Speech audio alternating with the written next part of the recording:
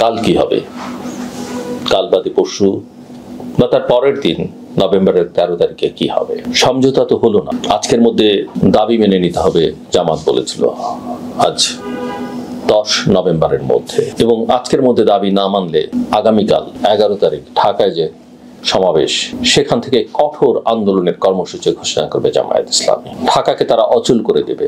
লকডাউনের কর্মসূচি আওয়ামী লীগের 13 তারিখে।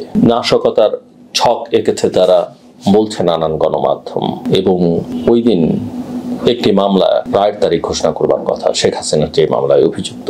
সব মিলিয়ে চরম একটা উদ্বেগ, উৎকণ্ঠা, থমথমে ভাব গোটা দেশে, বিশেষ করে ঢাকা রাজধানীতে। আজকের মধ্যে এই সমঝোতা না হলে সরকার 7 দিন সময় বেঁধে দিয়েছিল, সেই সময় ইতিমধ্যেই পেরিয়ে গেছে। সিদ্ধান্ত দেবার কথা সরকারের। কি সিদ্ধান্ত সরকার দেবে? তারা এক সময় বলেছে তারা ইম্পোজ করবে। যে সিদ্ধান্তই তারা দিক না কেন, সেটা কারো না কারো পক্ষে যাবে। গত 2-3 দিন ধরে করিডোরে একটা আলোচনা আছে যে সরকার দুপক্ষকে খুশি করবার চেষ্টা করবে। খুশিটা এইরকম, বিএনপিকে তারা খুশি করবে জাতীয় নির্বাচন এবং গণভোট একই দিনে দিয়ে, জামাতকে তারা খুশি করবে উচ্চকক্ষে পিআর দিয়ে। কিন্তু এই পিআর, সেটা কি বিএনপির পক্ষে মানা সম্ভব? বিএনপিকে সেটা মানবে? আমার তো মনে হয় না। ওদিকে জুলাই সনদের আদেশ চায় এনসিপি, সেটা দেখে তারা সেখানে স্বাক্ষর করবে কথা তারা বলছে।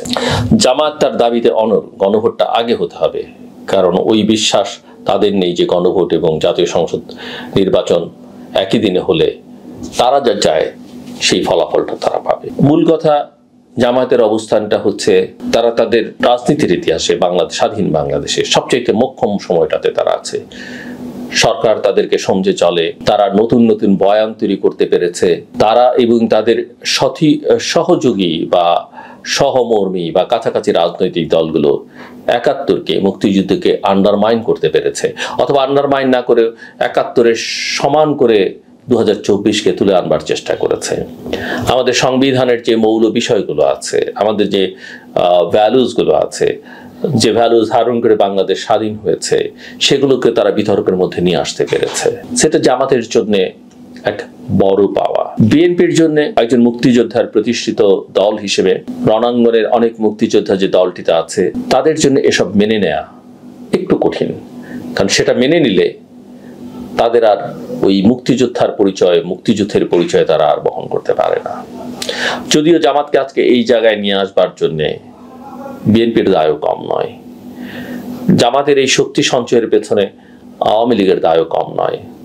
আর যে কারণে জামাত আজকে ভাবতে পারে, মাঝে মধ্যে তাদের অনেকে এনসিপিকে তাদের বি টিম বলেন, তারাও ভাবে যে আওয়ামী লীগের ভোট তাদের কাছে যাবে, যে আওয়ামী লীগ তাদের কাছে অচ্যুত, যে আওয়ামী লীগ তাদের কাছে ফ্যাসিস্ট, যে আওয়ামী লীগের অধিকারের পক্ষে কথা বললে তার অপকর্মের শাস্তি দাবি করেও সাংবিধানিক যে অধিকার, সেই অধিকারের পক্ষে যে কেউ টু শব্দটি করলে তাকে ফ্যাসিস্টের দোসর বানিয়ে দেওয়া হচ্ছে, সেই আওয়ামী লীগের কর্মী সমর্থক নেতাদের ভোট জামাতও চায়, এনসিপিও চায়।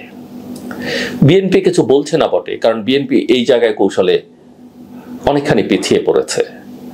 বিএনপি প্রথম দিকে আওয়ামী লীগ নিষিদ্ধ করবার পক্ষে ছিল না, কোন রাজনৈতিক দলকে তারা নিষিদ্ধ করবার পক্ষে ছিল না, কারণ জামাতকে যখন নিষিদ্ধ করা হয়েছিল সেটাও তারা সমর্থন করেনি।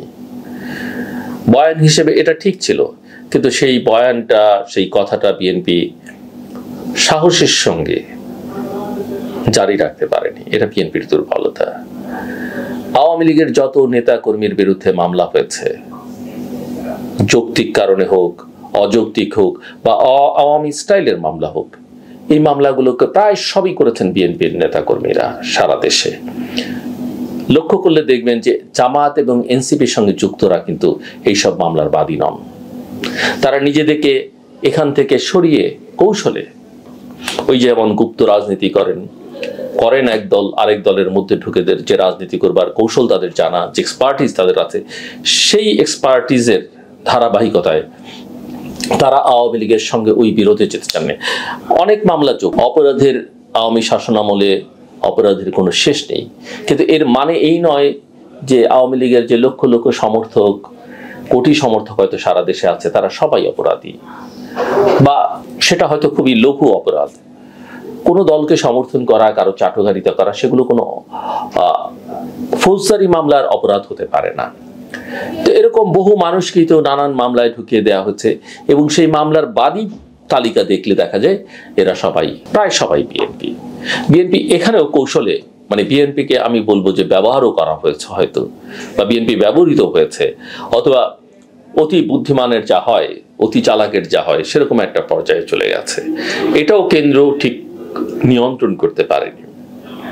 এবং এখানে অনেক আবার এই সব মামলা মোকদ্দমার মধ্যে অনেক ব্যবসা বাণিজ্যের কাজ চলেছে, হয়তো সেই ব্যবসা বাণিজ্যের ভাগ জামাত এনসিপিও পেয়েছে, কিন্তু অফিসিয়ালি কর্মটা করেছে বিএনপি নেতারা। সো এখানে একটা বড় পার্থক্য। তো যেটা বলছিলাম যে বিএনপির পক্ষে আসলে ওই জামাতের সঙ্গে এখন মিলেমিশে কিছু করা খুব ডিফিকাল্ট। আওয়ামী লীগের আস্থাটাও বা আওয়ামী লীগের সমর্থকটাও যে বিএনপির সঙ্গে নিরাপদ বোধ করবে সেরকম জায়গাটাও বিএনপি তৈরি করতে পারেনি, বা তৈরি করবার চেষ্টাও হয়তো তারা করেনি। কিন্তু রাজনীতিটা যেটা কৌশলের খেলা, ভোট তো আরো বড় কৌশলের খেলা, কারণ ভোটের লক্ষ্যই হচ্ছে জেতা, জিততেই হবে, না জিতলে আপনার কোনো ভ্যালু নেই। আর বাংলাদেশের মতো দেশে তো উইনার্স টেক অল, যদি আমরা সেই অবস্থাটা বদল আনতে চাই, কিন্তু জিততে তো হবে। এবং বিএনপি, আওয়ামী লীগ, এইসব দল তো জিততেই চায় সবসময়। তার মধ্যে এখন যুক্ত হয়েছে নতুন জামায়াত ইসলামী, তারাও জিততে চায়, এবং তারা মনে করে সরকার তাদের পক্ষে। গত 1-1.5 বছরে প্রশাসনে তারা অনেক জায়গা করে নিয়েছে, পুলিশে তাদের ইনফ্লুয়েন্স বেড়েছে, দেশের বিভিন্ন বিশ্ববিদ্যালয়ে তারা জিততে শুরু করেছে। তার মানে তরুণদের মধ্যে তাদের একটা প্রভাব আছে, এনসিপির মধ্যে একটা প্রভাব আছে, জুলাই আগস্টের অভ্যুত্থানে তাদের একটা সক্রিয় ভূমিকা ছিল, অ্যাটলিস্ট পারসেপশন তো তাই।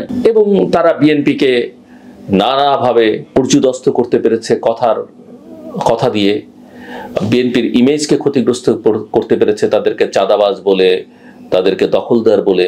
আওয়ামী লীগের এক ধরনের সমর্থন আদায়ের চেষ্টা তাদের মধ্যে আছে। সংখ্যালঘু সম্প্রদায়ের মধ্যে তারা তো এখন জামাতের সেই শরিয়া ভিত্তিক রাজনীতি, কাগজে কলমে যাই থাকুক, তারা এখন মন্দিরে গিয়ে গীতাও পাঠ করছে, কোনো অসুবিধা নেই। পূজা আর রোজাকে তারা এক করে ফেলেছে, কোনো সমস্যা নেই তাদের। সব দিক থেকে তারা একটা অ্যাডভান্টেজিয়াস পজিশন তৈরি করে ফেলেছে কৌশলের খেলায়। আমি বলছি না জনসমর্থন বা তারা ভালো কিছু করেছে, আন্তর্জাতিক মহলও তাদের উপরে অনেকখানি, আমরা কথাবার্তা শুনলেই বুঝি যে তারাও সন্তুষ্ট, তারাও মনে করে কারণ বিএনপি ওই জায়গাটা দখল করতে পারছে না। কাজেই প্রবল জনসমর্থন নিয়েও কৌশলের এই খেলায় বিএনপি বেশ খানিকটা পিছিয়ে গেছে। কিন্তু বাস্তবতা হচ্ছে যে তার জনসমর্থন, তার অতীত এবং 1971 তাকে জামায়াত ইসলামী থেকে অনেক অনেক দূরে এগিয়ে রেখেছে। এই জায়গায় বিএনপি যদি সঠিক রাজনীতিটা করতে পারে, ইতিমধ্যেই তারা কৌশলে অনেক রকমের ভুল করেছে, তারা অনেক রকমের ছাড় দিয়েছে, অনেক রকমের কম্প্রোমাইজ করেছে, অনেক কিছুতে জামাত এনসিপির পেছনে হাঁটবার চেষ্টা করেছে।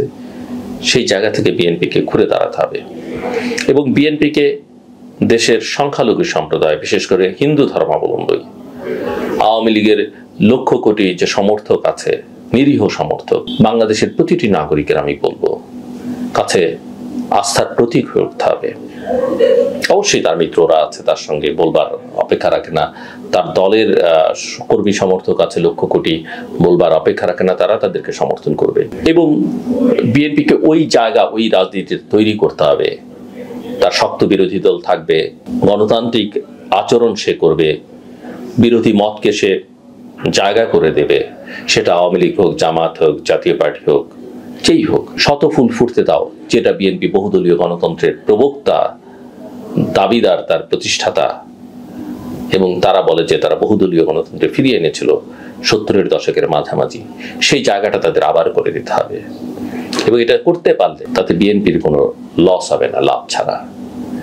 এবং অফকোর্স চিরস্থায়ী বন্দোবস্ত করা রাজনীতিতে চিরকাল ক্ষমতায় থাকবার বাসনা সবসময় যে কোনো ব্যক্তি বা দলের জন্য ক্ষতিকর হয়। অনেক সময় আমি আওয়ামী লীগের সময় অনেক আলোচনায় অনেক জায়গায় বলেছি, যখন এই বিএনপির নেতারা, জামায়াতের নেতারা, অন্য নেতারা বিশ্বাস করতে চাইতেন না যে শেখ হাসিনা তারা ধরে নিয়েছিলেন চিরকাল ক্ষমতায় থাকবেন, আমি সবসময় বলছি তার বিদায়টা অনিবার্য, এবং খুব নিকটবর্তী। একই সঙ্গে আমি বলেছি যে তিনি যদি, আমি যেরকম নিকটবর্তী বলছি, তার চেয়ে বেশি সময় ক্ষমতায় থাকেন, যত বেশি তিনি ক্ষমতায় থাকবেন, যত দীর্ঘায়িত হবে তার ক্ষমতায় থাকা, তার পতন তার পরিণতি তত করুণ হবে, এবং হয়েছে তাই। তাই আমি বলি যে আপনি যত বেশি গণতান্ত্রিক হবেন, যত বেশি ইনক্লুসিভ হতে পারবেন, যত বেশি উদার হতে পারবেন, ভবিষ্যৎ আপনার। সাময়িক হয়তো নানা রকমের ট্রল হবে, নানা রকমের সমালোচনা হবে, কেউ আপনাকে আপনার রাজনীতি বিসর্জন দিতে বলছে না, কেউ আপনাকে আপনার পথ থেকে সরে দাঁড়াতে বলছে না, কিন্তু আপনি যখন গণতন্ত্রের কথা বলবেন, আপনার আচরণে, মননে সব জায়গায় গণতন্ত্রটা থাকতে হবে।